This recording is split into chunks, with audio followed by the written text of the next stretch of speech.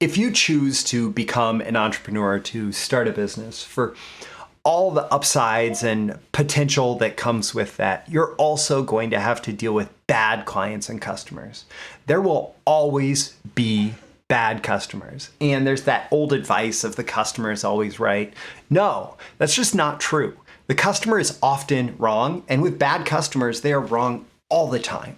And of course, if I'm talking about this, I had an experience like this recently. I want to talk about that and reflect on that. So let's start with the story. Here's an example of a bad customer. So as part of my BTMS Insiders training library, you sign up, it's a subscription payment, you pay every month, you can cancel within the first 30 days. And if you're not fully satisfied with the training, if you feel like I misrepresented what you're getting and all of that, you can cancel and you can get a refund of your first month. After that, you just cancel anytime and there's no further obligation, right? So someone canceled about 14 days in and just sent an email, "Where's my refund? Jesus is coming, look busy." Now, I later figured out that's a signature, but I don't know. So where's my refund? Okay, interesting. So I don't automatically assume that when somebody stops their subscription that they were unhappy and want a refund. And I don't automatically give a refund to everyone who stops their subscription. A lot of people, whenever they stop their subscription, they feel like, wow, I just got a ton of value. And for right now, I need to stop this, or I don't feel like it's appropriate for me to continue, or I've gotten what I needed for now, et cetera, right? So cancellation happens. Most people are happy at the end of that. Most people don't ask for a refund. And so I don't automatically give a refund. But this person, I don't know, maybe assumed, even though the wording of my guarantee policy is something to the effect of, try it for 30 days. And if you decide that it's not right for you, you can cancel anytime. And you can request a prompt and courteous full refund of your first month's fee. After that, cancel anytime and you won't be billed again, right? But this person assumed, I guess, that they would automatically get a refund when they canceled 14 days in. No, there are some people that decide, I just want to focus on one training. I just want to binge one training. So I'm going to sign up for 1 month and I'm going to cancel it the first day. And I'm going to get that one training. And then they often leave like a great review, 5-star review for that one training. And they got what they wanted. There are other people who stick with it for much longer. I have customers who've been with me for years and just want access to all the new training that I create.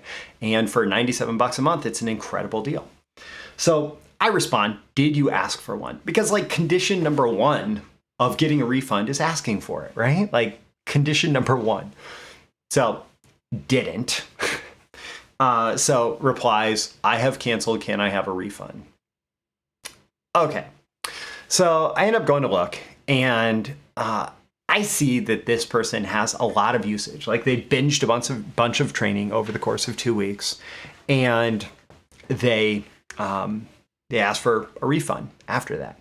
Now, I in the past have had that happen to the point where it looked like somebody was exploiting the refund policy, and so I created a good customer policy. When you check out through BTMSinsiders.com, you agree to a terms of use and good customer policy.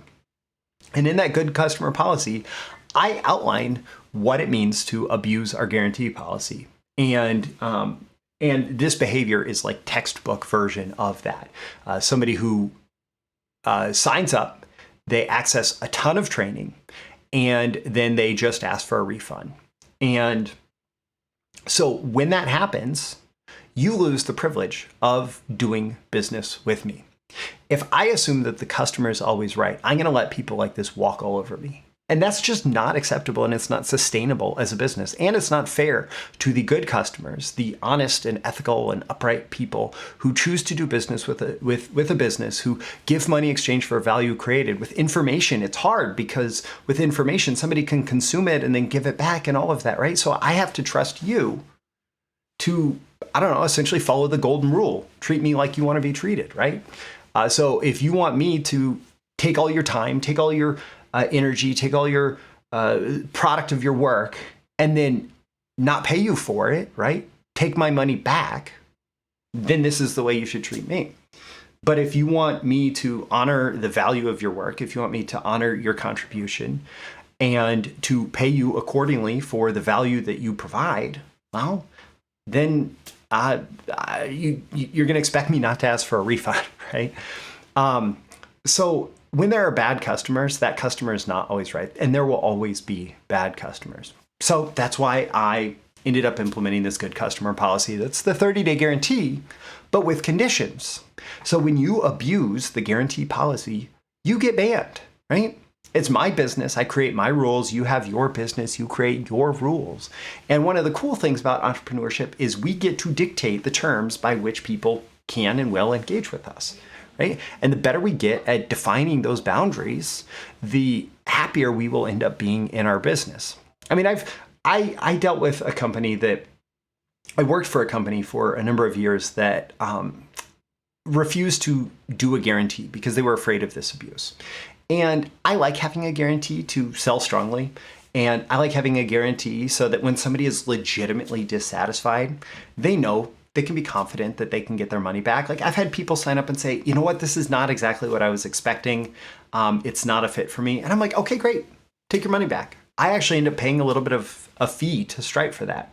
But when somebody is abusive of the guarantee policy and my willingness to give access to 180 hours of training on all the best things in copywriting and marketing for your first month's payment of $97, I'm not gonna deal with it. So what I do in a situation like this is I add them to the Stripe block list.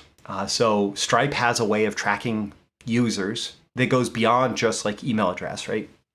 So they have like a signature based on your email address. They have a signature based on your name and address. They have a signature based on your credit card numbers. Like they are pretty good at identifying who you are. And even if you try using different credit cards or different email addresses, they're pretty good at making sure like, oh, that's the person that Roy doesn't want to do business with again. So I'm not going to process a transaction for them. And I see failed transactions come through because I've put people on the block list before.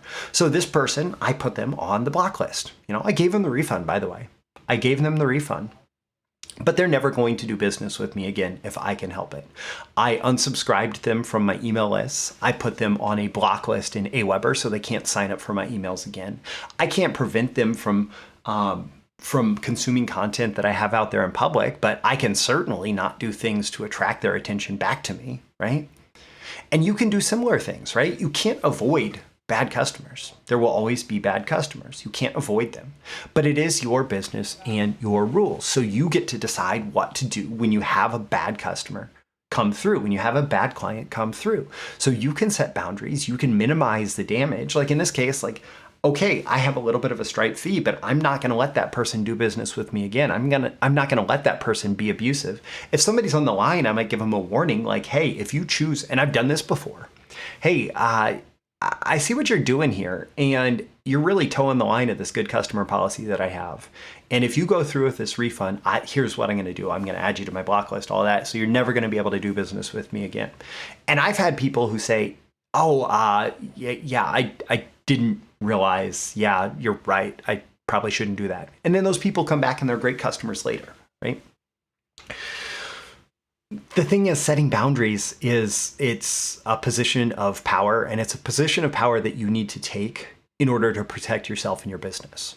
And the other thing that you need to do is when you really have these clear boundaries, you don't have to get emotionally swept away by this for the next few weeks, right? You just deal with it and move on. Like I had almost forgot this person if I hadn't taken it. This was a couple days ago.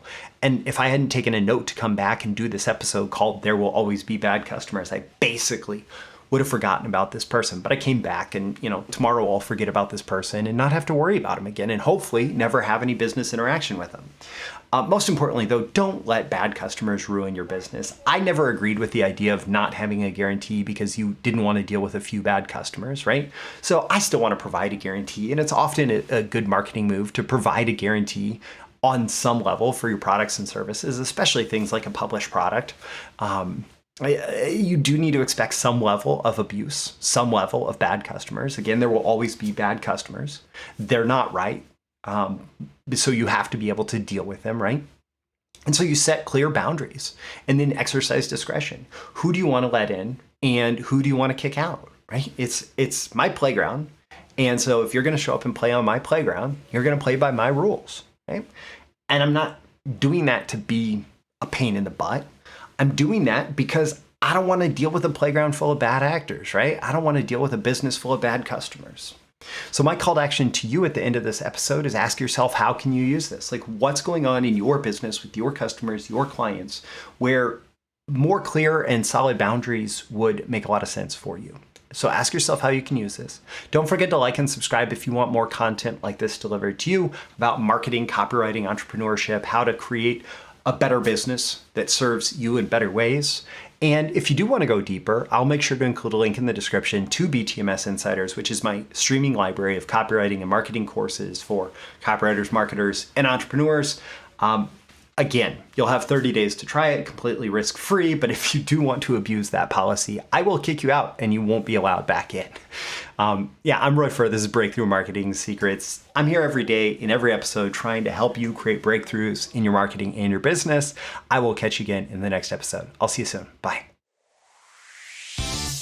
Thank you once again for tuning in to this daily episode of Breakthrough Marketing Secrets. Remember, check out the links with this episode for even more value. Now make sure you like, comment, share, subscribe, and engage in every way you can to keep this show going and growing and delivering daily value to you. I'll catch you soon for your next big breakthrough.